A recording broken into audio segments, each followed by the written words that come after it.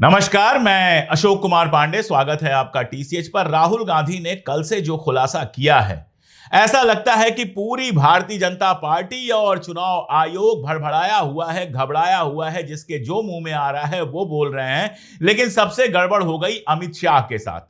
अमित शाह गए हुए हैं बिहार, बार बार बिहार जाएंगे। जब तक चुनाव खत्म नहीं हो जाएगा तब तक लगातार बिहार जाएंगे। और बिहार में मंच से भाषण देते हुए राहुल गांधी की आलोचना करने के लिए जनता से उन्होंने पूछा कि राहुल गांधी ने जो यात्रा निकाली थी बिहार में, वो किस बात के लिए निकाली थी। अभी अभी ये राहुल बाबा यात्रा कर कर गए गए ना भाई। यात्रा का विषय क्या था उनका बताओ तो जरा। अरे यार, वोट चोरी नहीं था, मैं बाद में बताता हूं क्या था। उनको लगा होगा जनता कुछ उल्टा सीधा बोलेगी, लेकिन जनता ने सीधे वही बोला जो सच था कि वोट चोरी रोकने के लिए, वोट चोरी के मुद्दे पर राहुल गांधी ने यात्रा निकाली थी। अमित शाह का मूड और मन दोनों खराब हो गया। चेहरे पे सीधे वही भाव आ गए, अरे भाई नहीं नहीं आगे बताऊंगा करने लगे। और आगे क्या बताया? आगे बताया कि राहुल गांधी घुसपैठियों की मदद करने के लिए बिहार आए थे। मेरा सीधा सवाल है, एकदम सीधा स्ट्रेट सवाल। भारतीय जनता पार्टी और आईटी सेल कल से नंगा नाच कर रहा है, कल से रो रहा है कि राहुल गांधी कोर्ट में क्यों नहीं जाते। सबके पास एक ही तर्क है कि राहुल गांधी कोर्ट में क्यों नहीं जाते। अब मैं पलट के सवाल पूछ रहा हूं कि अगर राहुल गांधी घुसपैठियों की मदद कर रहे हैं और इस देश के गृह मंत्री के पास उसका पुख्ता सबूत है, तो गृह मंत्री कोर्ट में क्यों नहीं जाते? राहुल गांधी के खिलाफ सुप्रीम कोर्ट में केस क्यों नहीं होता घुसपैठियों की मदद करने के लिए? क्यों उनके खिलाफ कानूनी कार्रवाई नहीं होती? क्यों सिर्फ मंच से ये बातें की जाती हैं, जनता को बेवकूफ बनाने के लिए घुसपैठिया की रट लगाई जाती है, हिंदू मुसलमान करने के लिए घुसपैठिया की रट लगाई जाती है?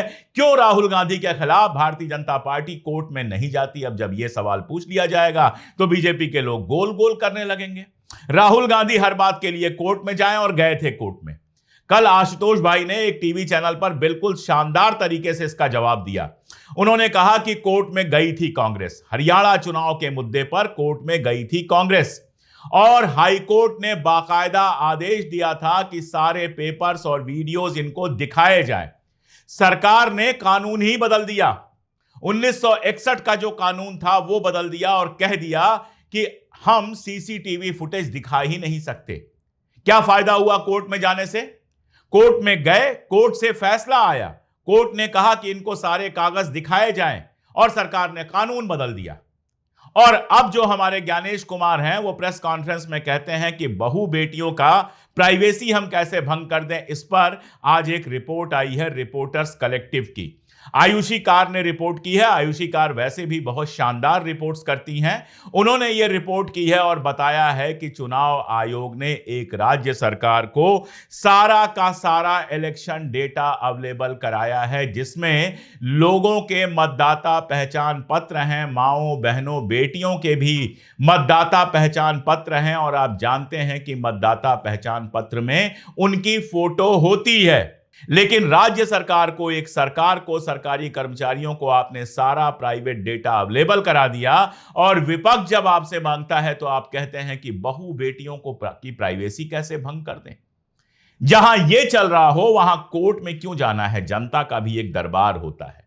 राहुल गांधी जहां से बोल रहे हैं, सड़क से नहीं बोल रहे हैं। इस देश में लोकसभा में विपक्ष के नेता हैं, नेता प्रतिपक्ष हैं। केवल कांग्रेस नहीं, पूरे विपक्ष के नेता हैं लोकसभा के अंदर, और वो भी एक संवैधानिक पद है, कॉन्स्टिट्यूशनल अथॉरिटी है। उस कॉन्स्टिट्यूशनल पद पर बैठकर, उस कॉन्स्टिट्यूशनल अथॉरिटी से राहुल गांधी सीधे सवाल पूछ रहे हैं, चुनौती दे रहे हैं कि एक हफ्ते के अंदर इसका जवाब दो। और आप देखिए, चुनौती दे रहे हैं राहुल गांधी, चुनाव आयोग को नाम ले रहे हैं ज्ञानेश कुमार का, लेकिन पेट में दर्द किसके हो रहा है? भारतीय जनता पार्टी की। एक कहानी मुझे याद आई। एक मल्टी स्टोरी बिल्डिंग में किसी एक फ्लैट में चोरी हो गई। अब जब फ्लैट में चोरी हो गई तो सारे लोग बेहद नाराज किया, जिसके यहां चोरी हुई है कल हमारे यहां भी चोरी होगी।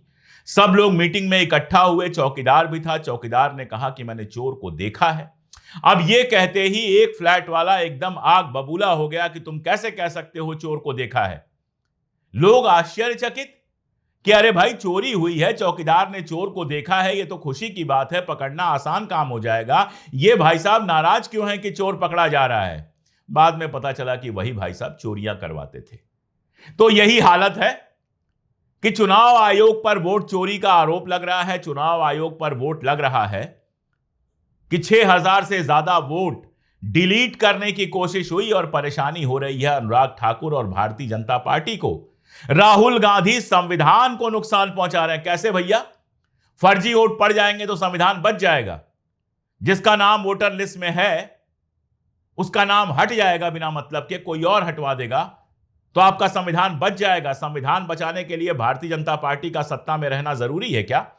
संविधान बचाने के लिए वोट चोरी जरूरी है क्या? एक संवैधानिक संस्था है चुनाव आयोग और एक संवैधानिक अथॉरिटी है नेता विपक्ष राहुल गांधी। क्यों नहीं सवाल पूछ सकते हैं? और सवाल पूछने से संविधान खतरे में आ जाता है। ये लॉजिक लेके आ रहे हैं। और आप देखिए चुनाव आयोग ने जो जवाब दिया उसमें कितने सारे झोल हैं। सबसे पहले वो कहता है कि कोई दूसरा आदमी किसी और का वोट कटवा नहीं सकता। अब आपके सामने चुनाव आयोग का एक ट्वीट है, और बहुत पुराना ट्वीट नहीं है, यह ट्वीट है 26 दिसंबर 2019 का, 26 दिसंबर 2019 का। यह ट्वीट मैं आपके सामने पेश कर रहा हूं, स्क्रीन पर देखिए। इस ट्वीट में साफ साफ लिखा है कि अगर आपको शंका हो किसी पर, किसी का नाम आप कटवाना चाहते हैं तो हमारी मदद कीजिए, डिलीट करवाना चाहते हैं तो हमारी मदद कीजिए और यह फॉर्म भरिए। और यहां सामने फॉर्म 7 की तस्वीर लगी हुई है।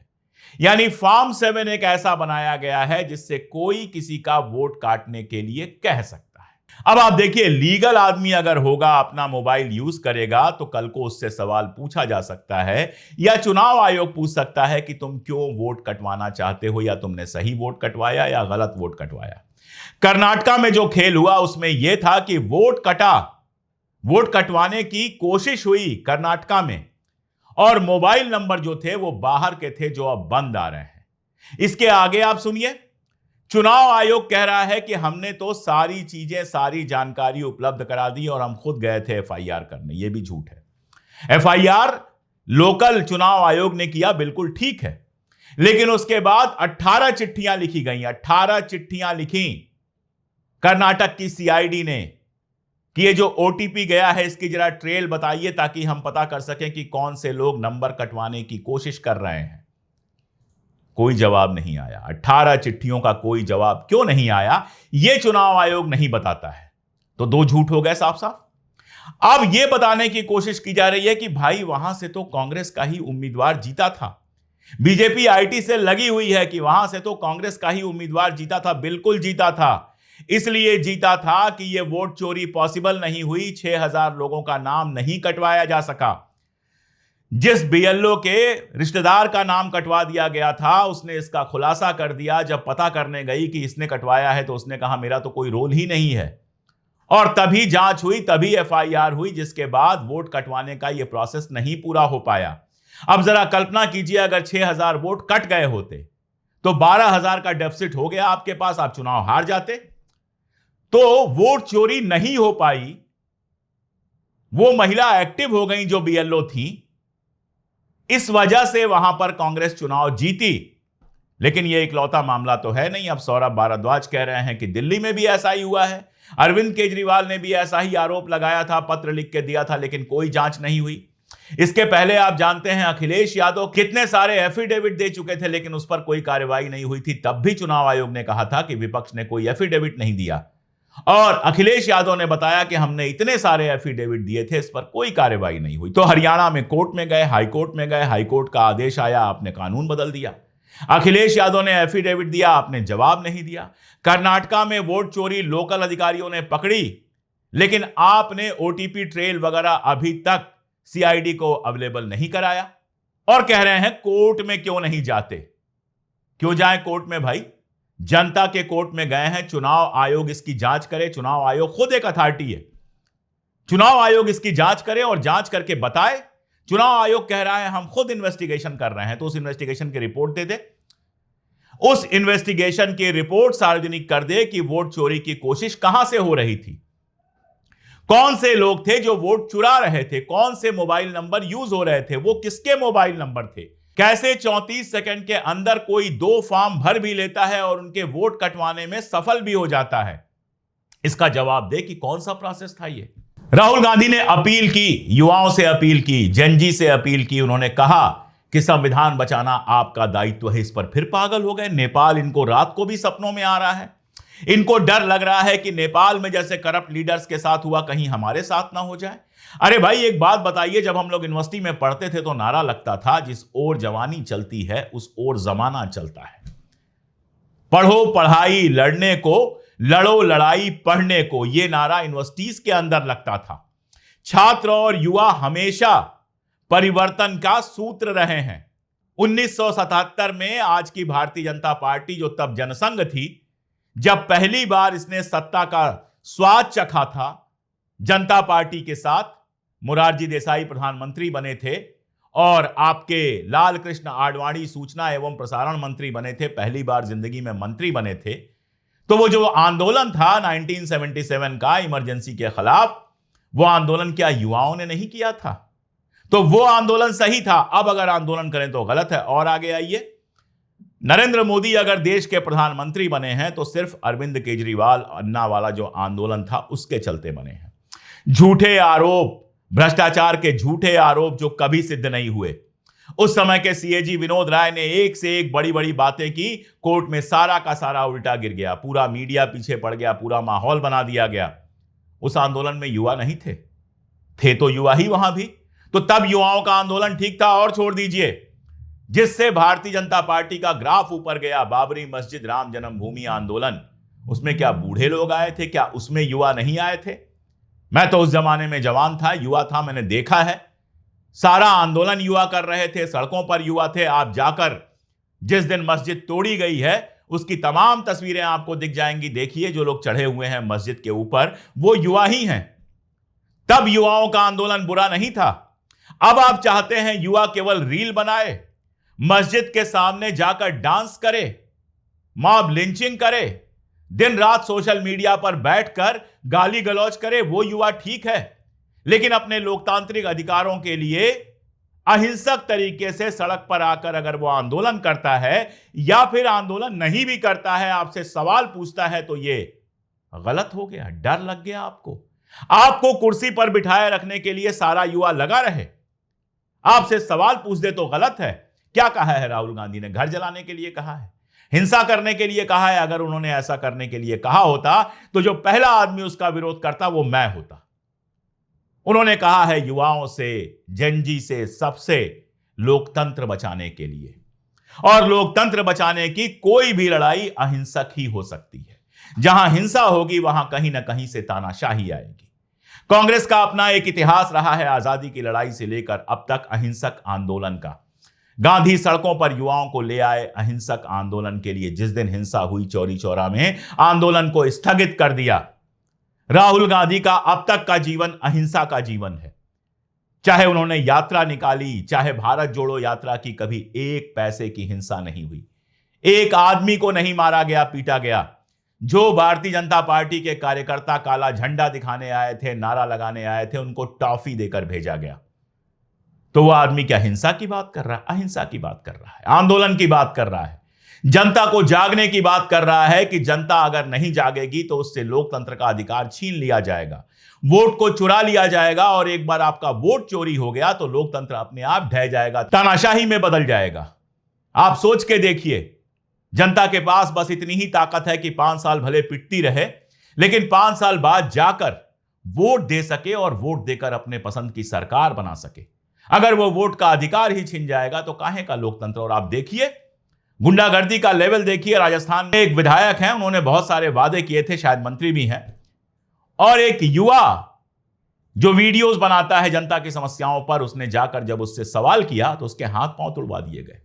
बिहार में जो पत्रकार सवाल पूछने जाता है उसके साथ गुंडागर्दी होती है, मारपीट होती है, और फिर कहा जाता है उसने खुद ही कपड़े तोड़ लिए, वो तो मेरी कार तोड़ने आया था। युवा कांवड़ में जाए तो आप पत्थर नहीं फूल बरसाएंगे, लेकिन युवा सवाल पूछे तो आप फूल नहीं पत्थर बरसाएंगे। और फिर कहेंगे युवा आंदोलन कैसे करेगा। दरअसल बहुत डरे हुए हैं ये नेपाल से, और क्यों डरे हुए हैं मुझे नहीं पता। भारत का चरित्र तो ऐसा नहीं है, भारत में कभी हिंसा से सरकार नहीं बदली गई, लेकिन इनका चरित्र शायद ऐसा है, इसलिए ये इतना ज्यादा डरे हुए हैं। इनका चरित्र शायद वैसा ही है जैसा नेपाल के नेताओं का था, इसलिए इतना डरे हुए हैं। बाकी तो कोई डरा हुआ नजर नहीं आ रहा। हमारे देश में कभी इस तरह की हिंसा का समर्थन नहीं हुआ, हमारे देश में कभी हिंसात्मक आंदोलन से सरकार नहीं पलटी है। और मैंने तब भी कहा था, आज भी कह रहा हूं कि सरकार जब बदलेंगे, चुनाव से बदलेंगे, वोट से बदलेंगे, जनता बदलेगी, युवा बदलेगा। और यही अपील अगर राहुल गांधी कर रहे हैं तो इतना दर्द क्यों हो रहा है, आप समझ सकते हैं। लेकिन एक बात तय जानिए, आप इंस्टाग्राम जाके देख लीजिए, आप ट्विटर जाकर देख लीजिए, देखिए युवा किस तरह वीडियो बना रहे हैं और किस तरह सवाल पूछ रहे हैं। इस देश में लोकतंत्र की जड़ें बहुत गहरी हैं और राहुल गांधी उसमें ही पानी देने की कोशिश कर रहे हैं, या फिर कहिए उनकी मुखालफत करने की कोशिश कर रहे हैं, जो उन जड़ों में मठा डालना चाहते हैं। राहुल गांधी ने जो सवाल उठाए हैं बेहद बेहद गंभीर सवाल हैं, और उन सवालों का जवाब मुख्य चुनाव आयुक्त को देना चाहिए। उनकी जिम्मेदारी है कि इस देश में निष्पक्ष चुनाव हो, गलत आदमी का नाम वोटर लिस्ट में ना हो और सही आदमी का नाम किसी तरह से वोटर लिस्ट से ना निकले। और अगर ये करने में वो असफल हैं तो रोका किसने है, कम से कम इस्तीफा दे दें। ये जो शोर मचाया जा रहा है घुसपैठिया फलाना ढिमका, इसका अब जनता पर कोई असर नहीं होने वाला है, इतना लिख कर रख लीजिए। आज के लिए इतना ही, बहुत शुक्रिया।